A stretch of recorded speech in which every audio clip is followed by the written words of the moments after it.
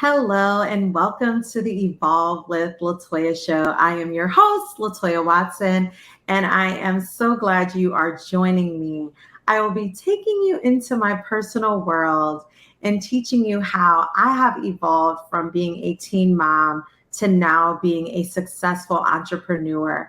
I will be bringing on special guests, and many of them are very close to me and have been a part of my healing journey and how I have evolved, and they are experts in their field, from the financial industry to physical health to mental health, to spirituality. And I am just so excited about this. I am hoping that each week you will be able to learn something new so you can continue to evolve and heal and navigate life. I know life can be very stressful.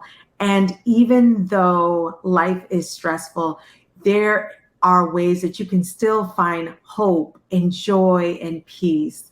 So I hope you enjoy this show, and I'm so excited to welcome to the Evolve with Latoya show. I am debuting it today. Very, very excited. So happy to have my special guest here with me. She is going to introduce herself, Kasandra, in a minute. So for those of you who don't know me, my name is Latoya Watson. Again, I am a licensed therapist, speaker, coach, consultant. I do many, many things. And this show really is going to be me talking more about personal things, how I have I'm trying not to let the comments distract me, how I have evolved in my personal life and my business life. And so I will be going live here, and then it will also be streaming on Roku, the Pure Moment network, very shortly. So, okay, Kasandra, do you want to introduce yourself? Sure. Hi, everyone. My name is Kasandra Marbury. I am a licensed clinical social worker and therapist out of Weathersfield. I am an IFS level 2 clinician. And yeah. We're both don't really like to brag about ourselves. But you'll learn more. I am. So we're going to dive right in. Let me look at my notes to keep me on track. So the topic today is what works in business won't work in relationships. And so we'll be talking a little bit about how we show up in relationships, how we show up in business, entrepreneurs, and not just when dating, but also our relationships with family members, with friends, with people you work with, contractors. So I'm so excited, especially how things are nowadays in the dating world. It's different times. I'm gonna just say that, I really don't like what everybody says. There's like pee in the dating pool. I don't like to say that. That's just not my perspective. I really don't want to, create that mindset. So anyways, we'll be diving in, and please drop any questions that you have. Even about this topic, anything. I like to be transparent. I think there is a lot of healing that can take place when people are transparent and vulnerable. And this is one of my favorite people. So anyways, we'll be diving in, and please drop any questions that you have. Even about this topic, anything. I like to be transparent. I think there is a lot of healing that can take place when people are transparent and vulnerable. And this is one of my favorite people. And so let's dive in. Kasandra, do you want to share just a little bit about like what parts work is? And we could share examples. Sure. So a lot of what parts work is, IFS, internal family systems, is about, looks similar to like shadow work or like inner child work or things like that. But basically, IFS is an evidence-based model that a lot of clinicians are beginning to use a lot more of. And it's kind of explores the different parts within someone. IFS believes that the person is like a system, and these parts were developed to protect them during the time. The parts, unfortunately, the parts continue to work, and usually the way in which they go about it is destructive. So we focus. That's a strong word. It is a strong word, or it's true. It's unhelpful. Maybe it has great intentions, but it's just unhelpful. Mm-hmm. So in sessions, you kind of get curious about the different parts, giving them acknowledgement, giving them what they need from you, to basically relinquish them from doing the role that they have or responding the way in which they do. So yeah, let's give an example. Do you want me to give an example, or you want to give an example? If you have something in your forefront, sure. I do. Okay. I was like thinking about this. So I really wanted this to be organic. So we did not practice this beforehand. We were just like, we're going to free flow. I have an overachiever part. And so I'm going to first share how this part shows up in business or day to day. I'll give an example where I have some work being done.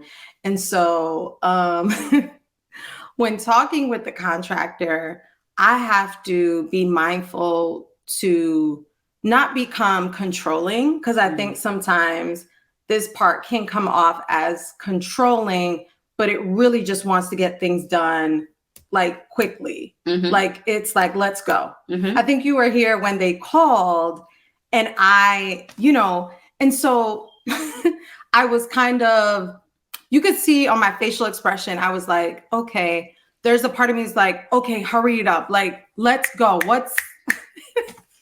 And on the flip side, sometimes people are rushing, and contractors don't always take time to explain things. So I really appreciate it. But this overachiever part is just there. And I have to kind of check her, like, it's okay, like, be patient, breathe. Mm-hmm. These are things that I'm telling myself internally. Mm-hmm. But it looked like you were going to say something. I'm just listening. Oh, okay. Sometimes she's like analyzing me, and I want to know. Anyways. So in relationships, I will say, like, personal relationships or dating, the overachiever part looks like I think will be like, what's going on? Like, not even after a certain amount of time, like, I don't know, maybe a week of getting to know someone, it's very like, where's this going? Like, what? Sometimes it's like, slow down. Mm-hmm. Like, sometimes that part of me is like in a rush. She wants to maximize every moment of the day. If it was up to her, she would want to stay up all the time. So 3 a.m. And I used to do that, crazy enough, when I used to do webinars and inner child challenges and all that stuff. I was like, yeah, she's very like on top of things, which obviously can be if that part is dominating in relationships, it can hurt relationships, whether it's dating or with my family. I can't go to my mom and be like, I need you to meet this deadline. Mm-hmm. I can say that to the contractor because essentially they're being paid, but what do you have to say? I'm talking a lot. No, it's cool. It's all good. So I think, like, in relationships, intimate relationships, because I think in particular, that's what we're talking about, right? Intimate relationships. Yeah. Relationships we value. Yeah. Yeah. That can like impact it, because think about it. What would it look like to be so goal-oriented in an intimate relationship? It doesn't feel comfortable. It doesn't feel rushed. It will feel rushed, sorry. And we've heard stories about, like, maybe some people rushing and goal-oriented toward, like, marriage or things like that, or like, you know. And I think especially when it comes to wanting to be married, it's making sure both people are in that sound space equally yoked. So yeah. And it's interesting because I am, and I think old me, before I did a lot of work, before I did a lot of healing, was in a rush with marriage. I'm not in a rush now. Because I understand how that is such an important decision, and you really need to take time to get to know people, because there's counterfeits out there, right? And so, yeah, we've met them.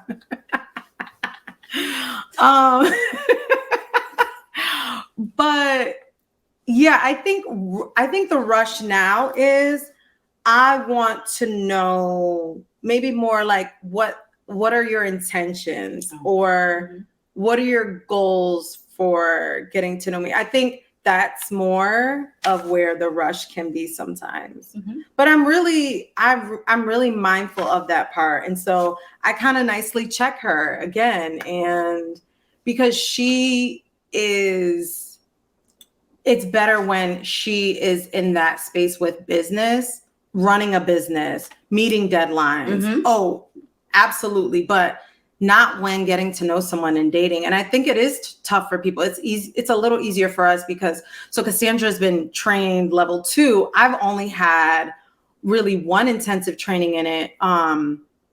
But yeah, so we have more information about it, so we can be more intentional about it. Yeah. But even for us, it's difficult. Still rough. It's still rough. What I will say is, okay, so as we're talking about this, I am curious, are people beginning to recognize maybe their parts that show up for them as they're dating?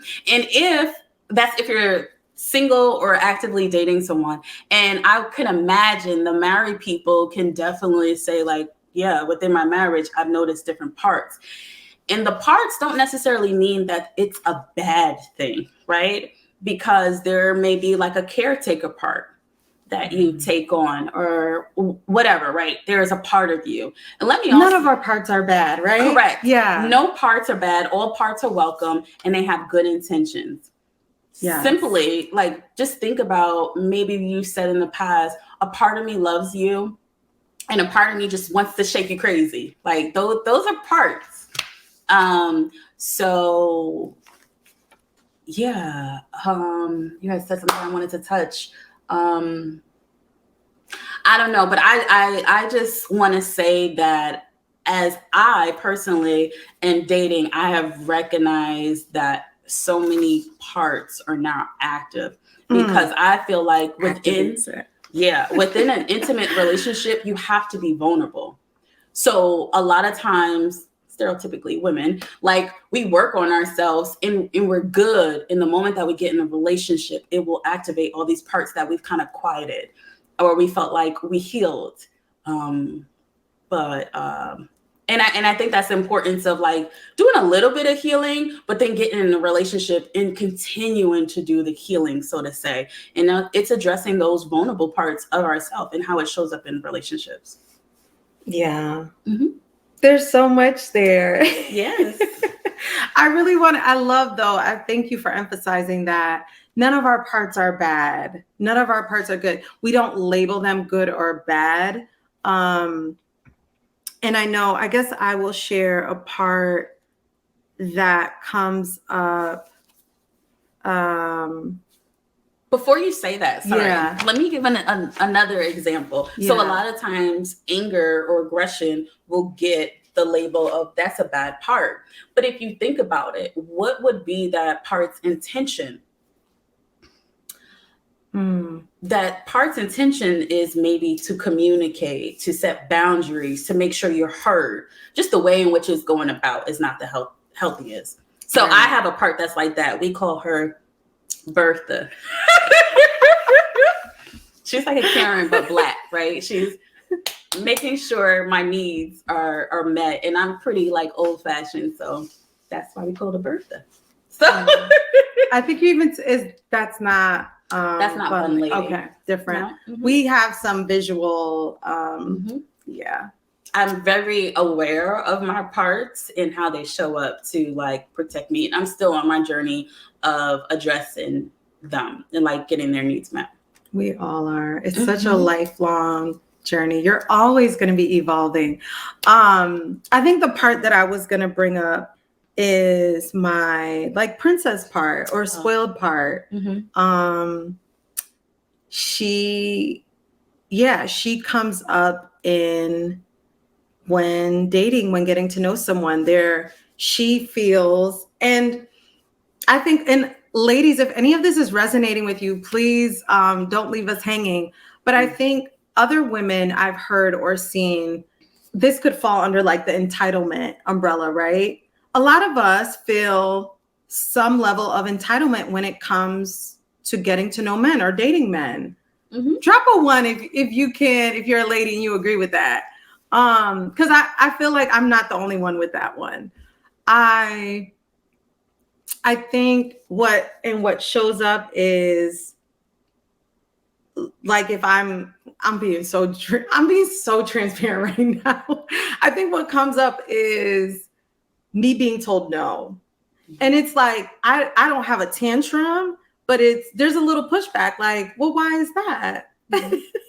And I'm very like soft, like the princess part of me. I even notice sometimes my voice changes. Like if I'm asking, like if I want my needs met, or I'm trying to think of an example. I haven't done it lately, but when I was in past relationships, if I wanted to go somewhere, the voice changes. Do you notice that with yourself? Does everybody's voice change? I don't know about everyone, but it is a thing. It is a thing.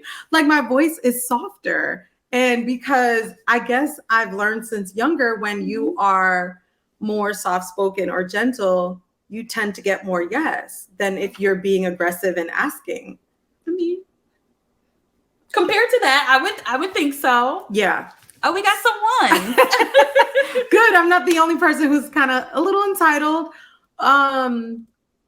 So yeah, I try to be mindful of that part, because deep down, I don't want to be like this spoiled, What are you What are you thinking? No. I mean, I agree. I'm a 1 as well. Yeah, I definitely have tantrums. And see, I wouldn't even call it that I have a No, tantrum. it's tantrums. We call each other as tantrums. Yeah. Like if we don't get our way. Yeah. A gentleman has told me for the very first time, I had somebody tell me last year that I was whining at one time when I was sick, and I was like, no one has ever told me that before. And I was like, but I can take feedback and sit with it and process. And I probably was. Yeah. Let's go to the comments. Excuse me. Oh, what are some tips for women who struggle with showing vulnerability? Oh, wow. That's a really good one. Wow. Good question, Ellery. Dang. Wow. It's like, where do you start with that one? Because you have to have trust with the person, right? Definitely. It has to be a safe space. Like, we can be vulnerable with each other. But I'm thinking about in dating, that person, you have to feel safe, emotionally safe with them. And I think also another sign, or what would be helpful, if that person has been vulnerable with you, it may make it a little bit easier. I guess I need a little bit more information with that question. So with an IFS lens, I would be curious about, because that was straight to the point, no chaser. I like it. So yeah, it's great. I would be curious about the parts that protect that vulnerable part. And I would focus more so on you. What does that vulnerable part need from you? Whether it needs you to make sure the space is vulnerable. I mean, not vulnerable, safe. And what does safe mean to that part? Does that mean like it needs to speak and say without the other person saying anything? Or maybe it's maybe that part needs you to dang, now I forgot it. But maybe it needs you to go back in the past and just be with it. It's a word for it in IFS. Goodness gracious. It's almost as if you like relive. The reparenting. Basically, somewhat, yeah, okay. But it's another word. And I should know it, but yeah. It's okay. Her critical part is coming up. The shoulds, when we say the right, and then she kind of rolled her eyes a little bit or something. Why is that? What do you think that's about? Because it is a part of me. Ooh, yeah, this is very vulnerable. It is a part of me that feels like I should know it because I am level 2. And I want to make sure I have a good representation of the model to be able to answer questions. But that's where I would start. First, meet your own needs. And then second, based on what you need, create that space. Yeah, because vulnerability will look different for everyone. Yeah. I think it's a little bit easier for us to be vulnerable because we talk kind of about heavy stuff all the time as therapists. And so sometimes I'm not even mindful of it. And when I talk to people who aren't therapists and I say something, they're like, oh, or like, why? When we have a habit, when we go out places, we'll chit chat with the people around us or the waiters or whoever. We're just friendly people. And also maybe, I think somebody has called us nosy before. We're just curious. Yeah, we're just curious, I think, about human behavior. But yeah, I hope that's helpful. Ellery, let us know. Or if you have a follow-up. Yeah. That's really good. It's not easy to be vulnerable. It's not.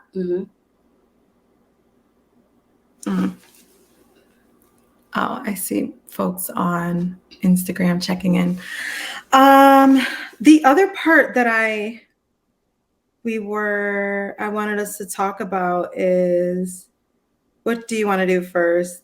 The perfectionist part, the fairy tale. Talk about it? Yeah. I don't know what the fairy tale would really be. Kind of like whimsical. Fantasizing. Yeah. Daydreamer type of. It is easier to daydream than be in reality. Trust me, I know. Sometimes I'm like, can I just have a break from reality and all the things that's going on? Yeah. And so in regular life, rather even entrepreneurship, so that's risky in entrepreneurship of like daydreaming. Almost, you mean like disconnection? See, I don't do it in business. I think I only do it in personal because like money is at stake. You can't be daydreaming or the adulting. You want the desire to do it in adulting, not in business. And then are you saying not in intimate relationships? Oh, good question. I think I used to do a lot of daydreaming in past relationships. Why I stayed so long. Because I thought like this could get better or it's not really that bad. We're content. Yeah. A little. I would say ahead. One. Agree. I'm similar. Yeah. Yeah. Any other ones? Excuse me. Yeah. So another good example of how. Well, yeah. So actually, that's an outlier that wouldn't work in both of them, business or relationship. Yeah. It, like you said, it can be risky. Is that the word you said? Yeah. It could be dangerous. Yeah. If you're living in a fantasy and it's hard, right? Because our reality could look different than someone else's. So even people watching this, does it? Well, because reality is fact. It is what it is. Yes, reality is fact. But if people's lens could be skewed because of trauma, because of other things they've gone through. Okay. So their reality of a situation, like going back to this statement, there's pee in the dating pool. That is not my reality. But for some others, men and women, I've heard say that they think that is their reality. And we don't claim that. Okay. What are your thoughts? It's just so, I mean, it's like if I take off my glasses and no contacts in, my reality or things look a little blurry. And so I try to explain that to clients sometimes.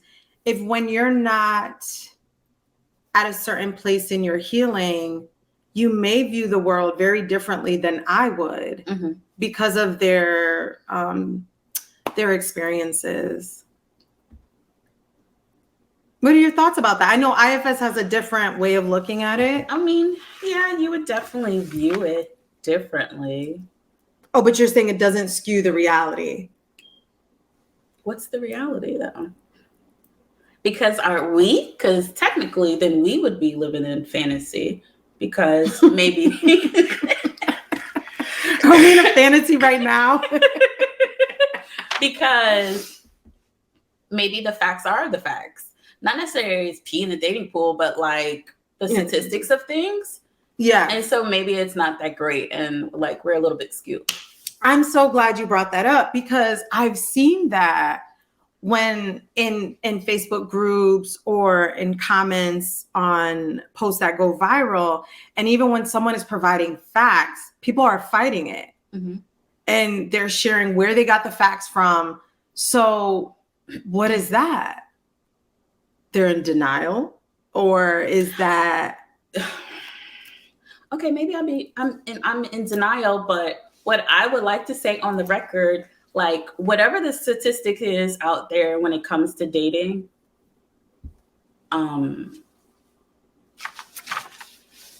that's just not my reality. Like say it again? That's just not my reality. So I have been blessed to meet really great, amazing people, men. Same. And it's okay that they didn't work out for me. But I can say that they were like amazing men. And maybe it's because of how I was raised, but that's just how I see the world as compared to... There's like a little saying or whatever, maybe within our culture, blank ain't ish. So I just don't subscribe to that because that's just not my reality. Once again, I've met amazing people. And it can become your reality if you continue to feed into that narrative and that messaging. Yeah. And maybe because I've been real intentional about who is around me, seeking out different people and things like that. So maybe I'm living in fantasy. I'm okay with that. No, you're not. I don't think we are. Okay.